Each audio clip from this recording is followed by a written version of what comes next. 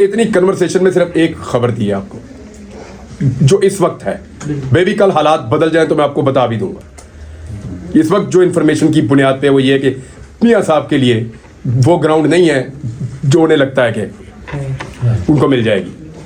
मतलब तो एक ही खबर दी ना इतने सारे बातचीत में। हमें कोई भी जादूगर नहीं है। ये खबर मुझे कोई ख्वाब में नहीं आई रात को सोते हुए, कहीं से आई है ना। इसी तरह हमारे सोर्सेज होते हैं, कभी पुलिस में, कभी एजेंसियों में, कभी नैब में, कभी ब्यूरोक्रेसी में, जहां से हम सारे खबरें ले रहे होते हैं। ऐसे ही खबरें आती हैं और उनको हम वेरीफाई करके अपने आप को कायल करते हैं और चला देते हैं। आपको ये जुमला तो याद है कि मैंने फाइलें देखी, लेकिन उसके बाद एक जुमला था, उसको याद करो, निकाल के सुनो और इस वीलॉग में लगाना कि पहले मैंने अपने आप को कायल किया। कैसे किया? Fact check. मैंने इनको लेटर लिखे थे शरीफ फैमिली को कि इसका जवाब दो। इनके पास किसी सवाल का जवाब नहीं था। तो जब मैं कायल हो गया तो मैंने अपना काम किया। हाँ, मुझे आज भी कोई भी पाकिस्तान का कोई भी इदारा मुझे आज भी खबर देगा तो मैं लूंगा उससे। क्यों नहीं लूंगा? लूंगा खबर, लेकिन अपने तरीके से उसको वेरीफाई करके चलाऊंगा। पॉलिटिकल पार्टीज आती है और जाती रहती हैं।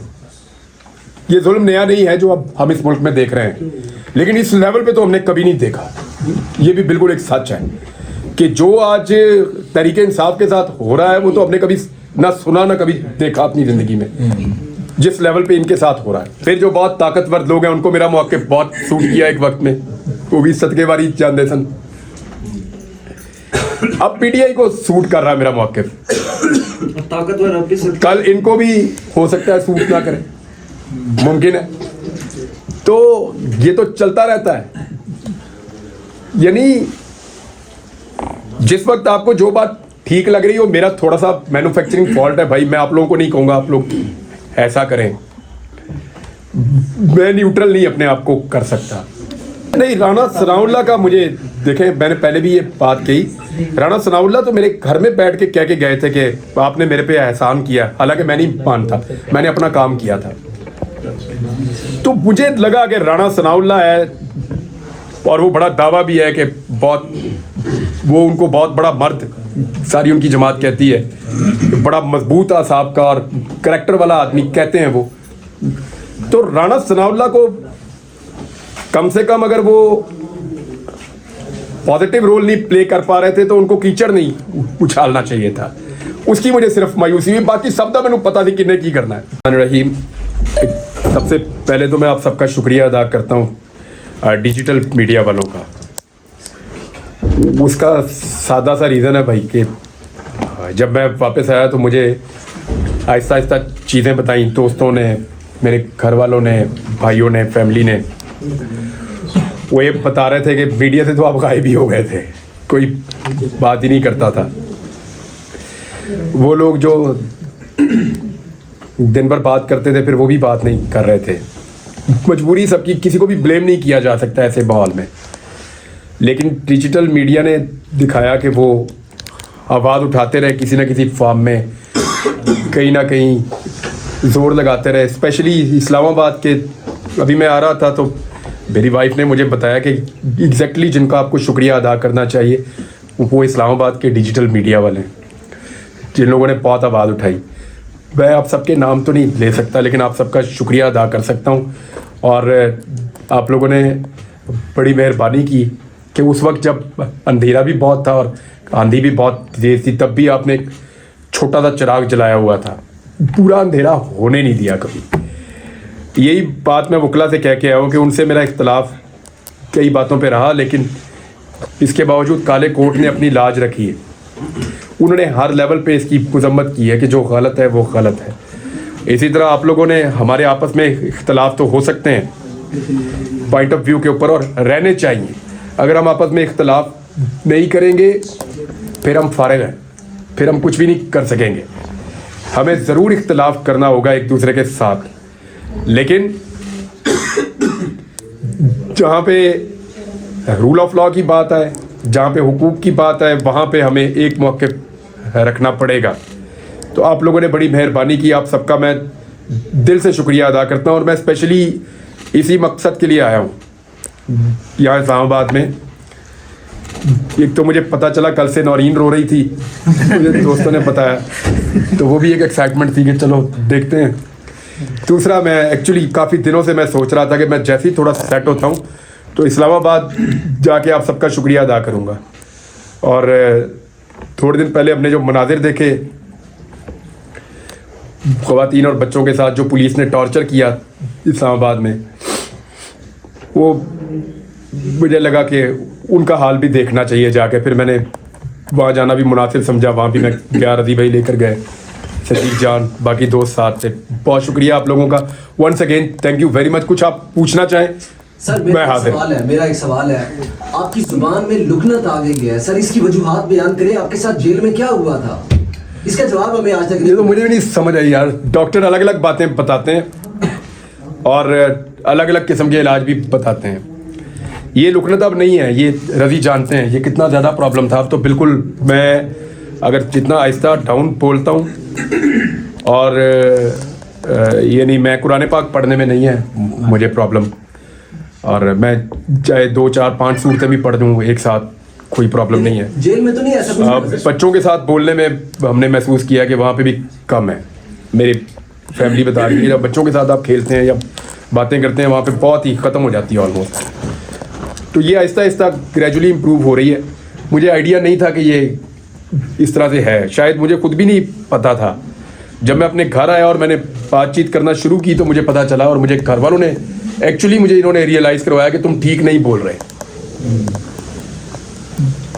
सबसे पहले मेरे भाई ने कहा, फिर अली जो लॉयर है, वकील, वो जब मैं बोलता था ना तो वो ऊंची ऊंची रोता था। मैंने कहा इसको क्या हो रहा है? वो कहते तू सही बोल नहीं रहा। मुझे फिर उस तरह आहिस्ता आहिस्ता आइडिया हुआ कि मेरे बोलने में है प्रॉब्लम। पहले मुझे इतना आइडिया नहीं था, मुझे ये तो पता था कि कुछ थोड़ा बहुत मैं डिस्टर्ब हूँ या कोई प्रॉब्लम है, लेकिन फिर अभी तो काफ़ी रिकवर है, शुक्र अल्हम्दुलिल्लाह 90% मैं रिकवर कर गया हूँ। मैं थोड़ा बहुत है, ये भी हो जाएगा इंशाल्लाह, अल्लाह ताला इसको बेहतर कर देगा। सर गुज़श्ता रात सोशल मीडिया पे चल रहा है कि चीफ साहब को चाहिए कि आपको बुला के आपसे पूछें कि आपको किसने उठाया था, कहाँ रखा था। अगर आपको चीफ साहब बुलाते हैं तो आप सारी कहानी हूबहू ने बयान करें कि कहाँ से उठाया, कहाँ रखा, क्या क्या आपके साथ बर्ताव किया। मैं पाबंद हूँ कि अदालत में झूठ ना बोलूँ। इमरान भाई, सर ये बताइएगा कि आप जेल कहें या टॉर्चर सेल, जो भी नाम दे दें उसका, आप इतना अरसा रहे, इस दौरान इंसान का अल्लाह के साथ भी एक राब्ता होता है और इंसान फिर अपने मिस्टेक्स को भी रिवाइज करता है, देखता है कि कहाँ मुझसे क्या हुआ। इस मजमूई नतीजे पे आप कहाँ तक पहुँचे?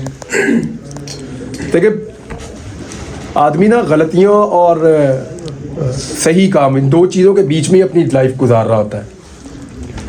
तो आपको एनालिसिस करने का मौका अक्सर मिलता रहता है, कभी झटका लगने से मिलता है, कभी वैसे भी आपको मिलता रहता है। तो हर दिन आदमी को कुछ ना कुछ सिखाता है।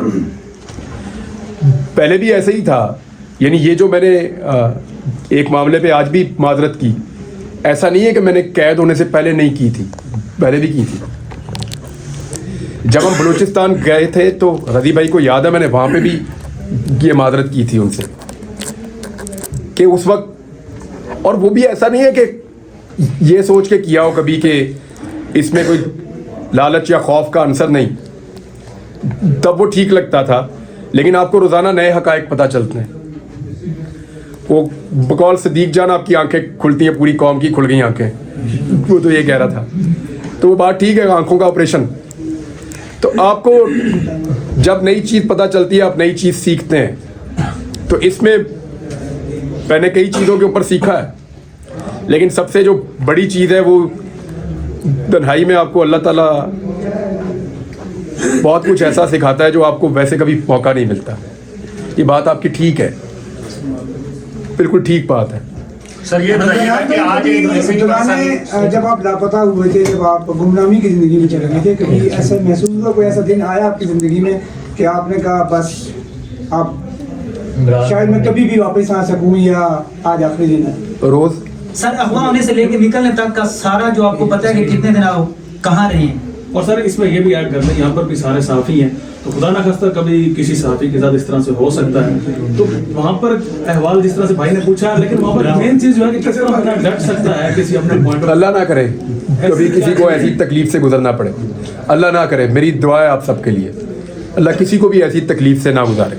सर सबसे ज्यादा जो चीज आपको याद आई वहाँ पे, टाटर सेल कहें, जेल कहें, कुछ और कह लें, वो ऐसी क्या चीज थी जो पर्सनली जो आपको याद आई? वो 2-4 दिन होना तो आपको 1-2 चीज़ें याद आती हैं, मैं तो कोई चीज़ बची नहीं थी जो याद ना आई हो। सबसे पहले तो आपको अल्लाह याद आता है। जब भी आप फंसते हैं ना जिंदगी में कभी, सबसे पहले आपको अल्लाह याद आता है। अल्लाह ताला कुरान पाक में कहता है बार बार कि खास तौर पे उसने कश्ती वाली मिसाल दी है कि जब इनकी कश्ती तूफान में घिर जाती है तो ये अल्लाह को याद करते हैं, खालिस अल्लाह को पूरी तौहीद के साथ। तो जब अल्लाह इनको साहिल पे पहुंचा देता है तो फिर अक्सर जो है उनमें से कुछ ऐसे हैं वो मुकर जाते हैं। इमरान भाई, आपके सामने कोई डिमांड रखी गई है, ये सवाल आप जो है ना हक की आवाज़ बुलंद करना बंद कर दें, हम आपको छोड़ देंगे, कोई डील या कोई इस तरह की बात हुई थी आपके साथ? आप ये ना पूछें, आपके लिए बेहतर है। तो सोशल मीडिया पे पिछले दिनों जो आपने पोस्ट की, तो मुबशिर जैदी साहब बड़ा तनकीद कर रहे थे। इससे पहले जब आप अरेस्ट नहीं हुए थे, अगवा नहीं हुए थे, तो इकरारुल हसन साहब से आपका बड़ा एक सोशल मीडिया पे वो जारी रहता था। अभी आप अपने व्लॉग शुरू करने जा रहे हैं, तो साफियों के साथ फिर क्या कोई इस तरह का सिलसिला होगा? देखिए, इख्तलाफे रहना चाहिए। मैंने कहा कि हम में से कोई भी मुकम्मल नहीं है, हम सबसे गलतियां होंगी। बात यह है कि हम गलती से कुछ सीख सकते हैं या नहीं। हम पहले भी गलतियां करते रहे, आइंदा भी करते रहेंगे और सब करते हैं, कोई भी मुकम्मल नहीं होता। और इख्तलाफे रहे तो बड़ी अच्छी चीज़ है। जहाँ तक इकरार का मामला है, इकरार खुद मेरे घर आया था, बल्कि उससे पहले, जब शुक्र है मेरी गिरफ्तारी से पहले अगर खुदा ना खास्ता मैं वापस ना आता तो उसको ज़िंदगी भर ये गिल्ट रह जाता। उसने मेरी गिरफ्तारी से पहले मुझे फ़ोन किया था एक दिन और सॉरी किया था। तो मैंने कहा मेरा तो कोई शिकवा ही नहीं है भाई, आपकी इंडिपेंडेंट राय है, आप मेरे बारे में कोई भी राय रख सकते हैं। अच्छा इमरान भाई, आपके जो चाहने वाले हैं बहुत शिद्दत से आपके पहले वीलॉग का इंतजार कर रहे हैं, तो सबसे पहले तो ये बताइएगा कि वीलॉग में वही जोश और जज्बा, वही जज्बा और वही बहादुरी होगी, और साथ ही साथ जिस तरीके से आप लोग आपको चाह रहे हैं, अभी हमने देखा प्रेस क्लब के बाद जिस तरीके से लोग आपसे मिल रहे थे, तो बहुत से लोग ये भी कह रहे हैं कि उनको इमरान खान आपके अंदर नजर आ रहे हैं, तो क्या कोई सियासत में भी आ सकते हैं? उस हवाले से भी कोई सोच है आपकी? अच्छा, ये वैसे आप सबको ही जवाब देना चाहिए उन सारे लोगों को जो कह रहे थे कि ये इलेक्शन लड़ेगा। मैंने तो कागज नहीं जमा करवाए, मेरे तो घर इलेक्शन चल के आया बार बार, मैंने तो नहीं कागज जमा करवाए। आपको अगर मैं नाम लूं उन लोगों के जो बहुत इंसिस्ट कर रहे थे तो आप हैरान हो जाएंगे। बहुत अरसे से होता क्या है कि एक दौर में मेरा मौक़िफ़ सूट कर रहा था PMLN को, परवेज मुशर्रफ का दौर था, दे वर हैप्पी। पीपल्स पार्टी का दौर था, PMLN बड़ी खुश थी मेरे मौक़िफ़ को लेकर, सदके वारी जाते थे ये। फिर इनको मेरा मौक़िफ़ सूट नहीं किया, एक टाइम आया पीपल्स पार्टी को कुछ सूट किया मेरा मौक़िफ़, फिर उनको सूट नहीं किया। फिर जो बहुत ताकतवर लोग हैं उनको मेरा मौक़िफ़ बहुत सूट किया एक वक्त में, वो भी सदके वारी जानते सन। अब PTI को सूट कर रहा है मेरा मौक़िफ़, ताकतवर अब भी कल इनको भी हो सकता है सूट ना करे, मुमकिन है। तो ये तो चलता रहता है। यानी जिस वक्त आपको जो बात ठीक लग रही हो, मेरा थोड़ा सा मैन्युफैक्चरिंग फॉल्ट है भाई, मैं आप लोगों को नहीं कहूँगा आप लोग ऐसा करें, मैं न्यूट्रल नहीं अपने आप को कर सकता। मुझे लगता है ये वाली बात गलत है, मैं कह ही देता हूँ, राय नहीं जाता मेरे से, तो इसलिए प्रॉब्लम हो जाता है। यानी मुझे लगता है ये गलत है और ये सही है, तो मैं दोनों के बीच में अपने आप को बैलेंस नहीं कर पाता, शुरू से ही नहीं कर पाता। मैं कह देता हूँ ये वाली गलत है और ये वाली सही है बात, तो इसलिए जिसको वो मौक़िफ़ सूट कर रहा होता है उसकी मैं आंखों का तारा बन जाता हूँ। ऐसी ही ज़िंदगी गुजरी है, आप सारे गवाह हैं। अभी ये हो सकता है कल को वक्त क्या करवट ले, आज जो मेरा मौक़िफ़ है वो एक और सियासी जमात को सूट कर रहा है, हो सकता है कल उन्हें ना करे। और मैंने सियासत में आने का कोई फैसला नहीं किया। जब करूंगा आप सबको इकट्ठा करके ऐसे अनाउंस करूंगा कि भाई अब मैं सियासत में जा रहा हूं और मैं करना चाहता हूं, और उसको भी खुल के करूंगा, ऐसे ही दबी दबी किस्म की नहीं करूंगा, खुल गुला के करूंगा।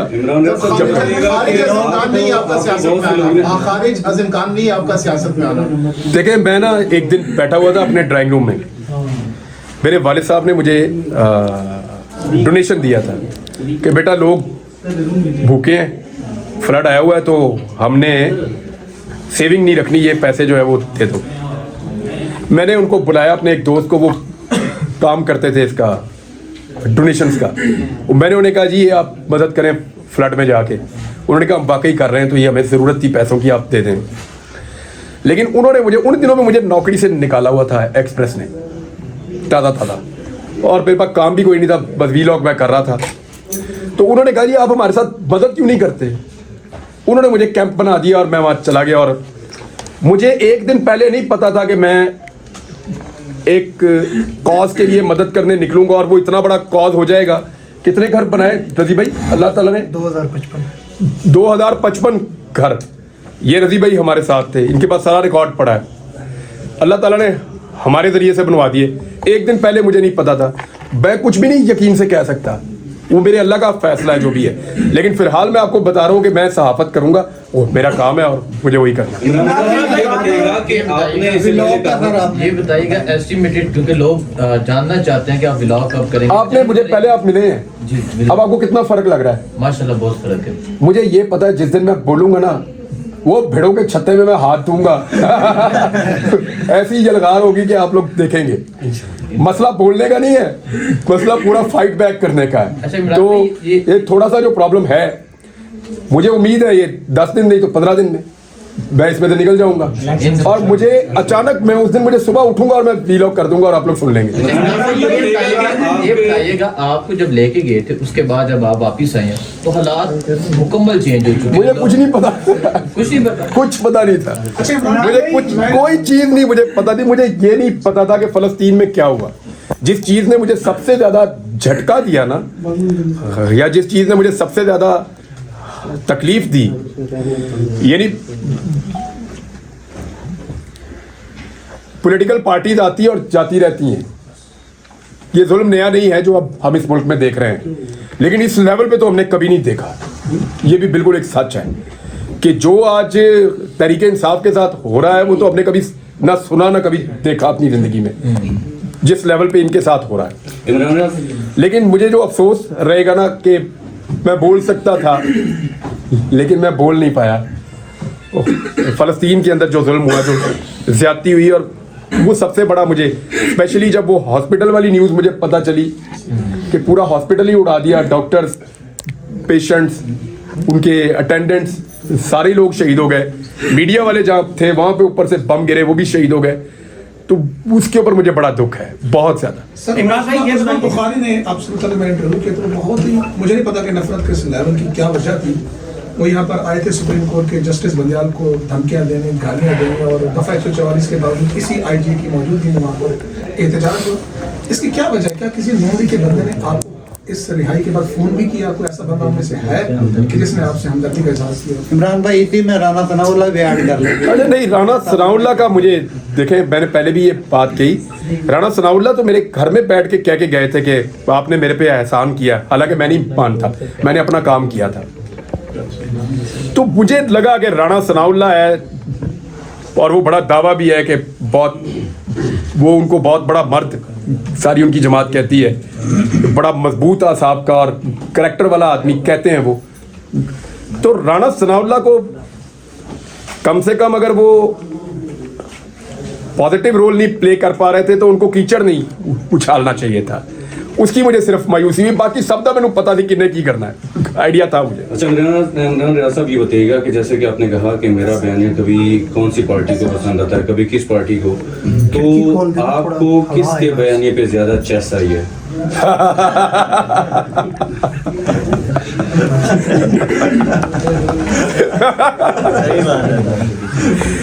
यार मुझे ना अपना काम पसंद ही बहुत है, मैंने इसको बड़ा इंजॉय किया। अगर आपको ये काम पसंद है ना तो इसको करते रहना। डिजिटल मीडिया में वही आते हैं जिनको ये काम पसंद है।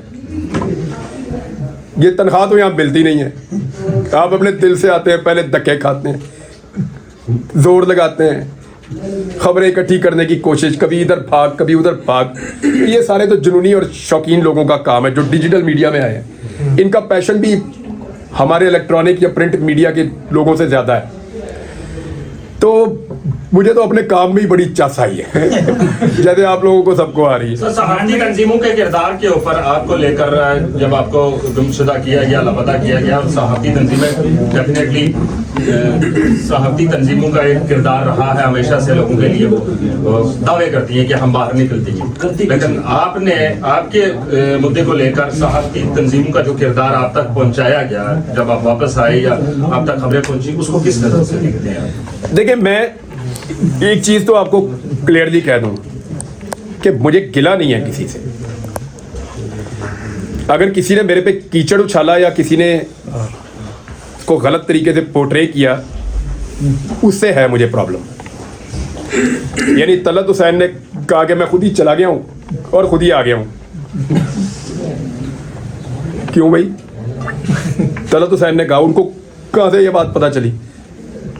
या उनको मैंने तो नहीं ये बात कही तलत हुसैन को, खुद ही चला गया खुद ही आ गया, वो तो ये उन्होंने क्लेम कर दिया। यहाँ मेरा गिला बनता है, जो नहीं बोल पाया उससे क्या गिला करें, मजबूरी होगी कोई। सर, ये शायद हकान अब्बासी जिनका आपने दफा इंटरव्यू भी लिया था, एक दफा नहीं 2-3 दफा लिया, 2-3 दफा उन्होंने कहा वो आपको जानते ही नहीं है। बनता भी यही था। इमरान भाई बताइए कि हमने जब ये आपको गुमशुदा जिंदगी में चले गए, हमने हुकूमत से बारहा पूछा, वजीर आजम उनके जितने नुमाइंदे थे वो कहते थे हमें तो पता नहीं, क्या आप समझते हैं उनको पता नहीं था? और दूसरा मैं समझता हूँ कि जवाब देते थे, मैं समझता हूँ कि उनको नहीं पता। टक्कर का सहाफी का जरा इनसे पूछिए कहाँ होगा, ये भी कहते थे साहब। तो भाईजान, वो अगर कहते थे उनको नहीं पता तो मैं उन पर यकीन करता हूँ कि उनको वाकई नहीं पता होगा। आपके वक्त का मैं कायल हूँ, कम अज कम मैं आपके व्लॉग्स बड़े रेगुलर सुनता था। और 17 जुलाई 2022 को जो इंतखाबात हुए थे, आपने कहा था कि हर तरफ से सर्वे हो रहे थे, वो हुकूमत में भी थे, पावरफुल भी थे, कहते थे 1 सीट 2 सीटें पीटीआई जीतेगी। एग्जैक्टली ऐसा ही मैंने कहा था कि ये 15 से ऊपर चले जाएंगे। बिल्कुल ऐसे ही एग्जैक्टली वही हुआ था। अभी ये बताइए, जो इस टाइम की यानी कि सिचुएशन है, ताकतवर मजीद ताकत में है, तो अब ये फिर उसी तरीके की रिगिंग करने की कोशिश करेंगे जो प्री पोल रिगिंग स्टार्ट भी हो चुकी हुई है। अब आप बताएं, अपना वो ओपिनियन दें, क्योंकि अब आप फील्ड में मैं आपको एक खबर दे देता हूं कि नवाज शरीफ के लिए अच्छी खबर नहीं है। इमरान खान के हवाले से भी एक कमेंट देखिए, उनका अभी मुबहम है, मैं कुछ कह नहीं सकता, मेरे पास कोई इतनी क्लियर खबर नहीं है, लेकिन नवाज शरीफ के लिए अच्छी खबर नहीं है। इंफॉर्मेशन की बुनियाद पे मैं आपको कह रहा हूँ।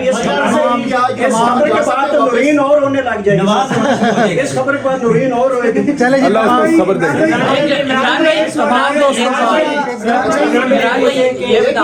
एक मुश्किल सूरत हाल से आप गुजर कर वापिस आ गए और अब आप ये कह रहे हैं कि मैं दोबारा से अपने रिदम के साथ अपने व्लॉग भी, अपना जो मौक़िफ़ था वो भी शुरू करूंगा। क्या आपको फिर से वो खौफ नहीं है कि कहीं आपको दोबारा उठा न लिया जाए? है। अच्छा, इमरान भाई, अब तक की आपने जो गुफ्तगू की है उसमें सबसे इंपॉर्टेंट बात आपने अभी की है, जो आप कह रहे हैं कि इंफॉर्मेशन की बेस पर आप ये बात कर रहे हैं कि नवाज शरीफ साहब के लिए अच्छी खबर नहीं है।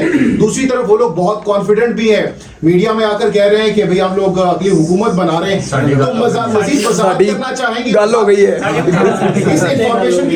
गल नहीं बनी भाई।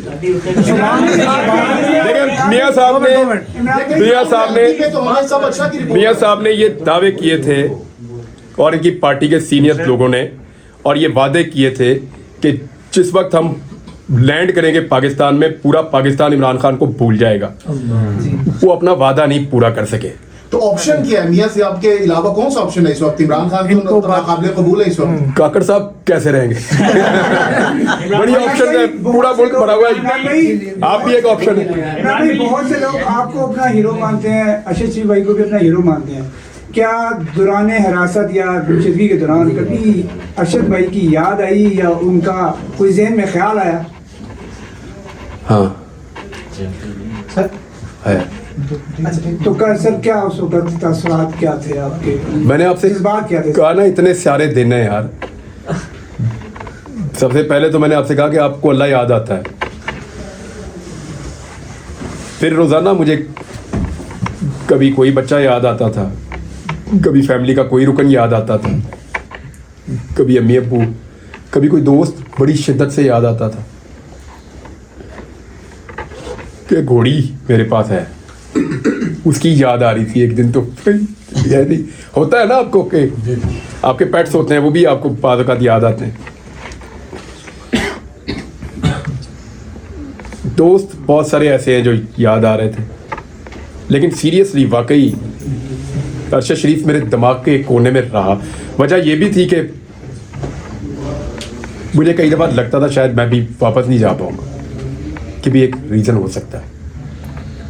कोई भी चीज़ श्योर नहीं होती। इमरान भाई डिजिटल मीडिया वालों को पोस्ट किया है, जिस तरह डिजिटल मीडिया को पोस्ट किया आपने, इमरान अरशद शरीफ को शहीद किया गया, आपके साथ ये किया गया।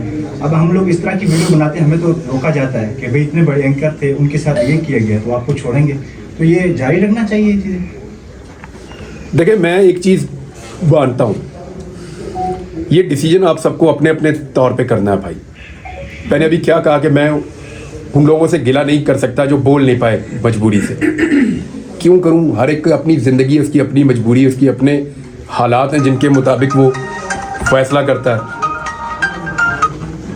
सबके अपने अपने हालात हैं ना, तो आपने अपने मुताबिक खुद फैसला करना। मैं अगर मशवरा आपको दूंगा तो सिर्फ ये दूंगा कि आप लोग कुरान पाक को पढ़ें तर्जुमे से। बहुत अच्छा किया आपने ये सवाल कर लिया। बैठे जी, इसको क्लियर कर देते हैं। हम में जादूगर कौन है? कोई ऐसा जो रात को सोता हो और उसको खबर आ जाती हो ख्वाब में? मैंने इतनी कन्वर्सेशन में सिर्फ एक खबर दी है आपको, जो इस वक्त है। मे भी कल हालात बदल जाए तो मैं आपको बता भी दूंगा। इस वक्त जो इन्फॉर्मेशन की बुनियाद पे वो ये है कि मियां साहब के लिए वो ग्राउंड नहीं है जो उन्हें लगता है कि उनको मिल जाएगी। मतलब तो एक ही खबर दी ना इतने सारे बातचीत में। हमें कोई भी जादूगर नहीं है। ये खबर मुझे कोई ख्वाब में नहीं आई रात को सोते हुए, कहीं से आई है ना। इसी तरह हमारे सोर्सेज होते हैं, कभी पुलिस में, कभी एजेंसियों में, कभी नैब में, कभी ब्यूरोक्रेसी में, जहां से हम सारे खबरें ले रहे होते हैं। ऐसे ही खबरें आती हैं और उनको हम वेरीफाई करके अपने आप को कायल करते हैं और चला देते हैं। आपको ये जुमला तो याद है कि मैंने फाइलें देखी, लेकिन उसके बाद एक जुमला था, उसको याद करो, निकाल के सुनो और इस वीलॉग में लगाना कि पहले मैंने अपने आप को कायल किया। कैसे किया? Fact check. मैंने इनको लेटर लिखे थे शरीफ फैमिली को कि इसका जवाब दो। इनके पास किसी सवाल का जवाब नहीं था। तो जब मैं कायल हो गया तो मैंने अपना काम किया। हाँ, मुझे आज भी कोई भी पाकिस्तान का कोई भी इदारा मुझे आज भी खबर देगा तो मैं लूंगा उससे। क्यों नहीं लूंगा? लूंगा खबर, लेकिन अपने तरीके से उसको वेरीफाई करके चलाऊंगा, जैसे मैं पहले करता था। आज भी लूंगा। देखें, ये नहीं हो सकता कि हमें ख्वाब में खबर आए और हम चला दें। ये he said she said journalism नहीं है।